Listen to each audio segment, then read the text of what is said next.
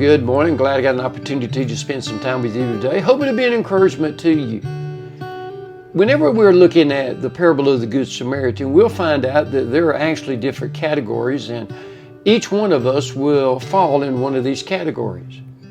We're either the man who has the tragedy in his life, the one who was robbed and beaten, or we fall into the thieves, individuals who are trying to destroy the lives of others. And yes, they do exist, and there are those out there trying to destroy lives. Then we see the religious people, the priest and the Levite, that are very religious, yet they don't help out. And then the Good Samaritan, the one that gives of his time and effort and finances in order to help the one in need. Now, we will fall into one of these categories. Now, there's going to come a time in our life that we will all be the one who has a tragedy, and we will need the help of others. And we'll have those who won't be any help, those who think they're trying to be helpful, but they're not. And so we're going to get down to verse 31 and verse 32. And by chance there came down a certain priest that way, and when he saw him, he passed by on the other side.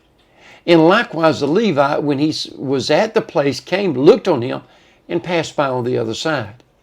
Now, the lesson is this: you can be a very religious person and make no difference at all.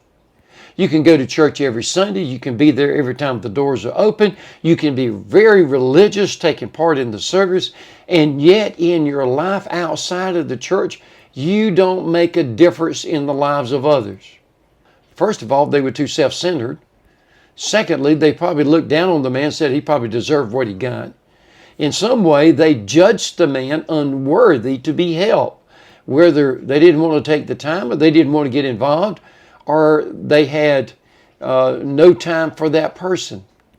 They lacked the compassion they needed in order to make a difference. Just because you're religious does not mean you make a difference.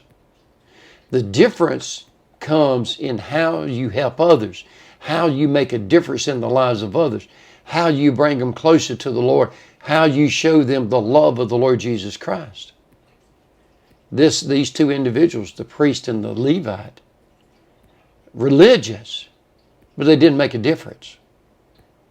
We are called to make a difference in the lives of others, to show the love of Christ. Just because you're religious does not mean you make a difference. The ones who make a difference are the ones who get involved and help the lives of others. I hope you have a wonderful day, and I'll see you tomorrow.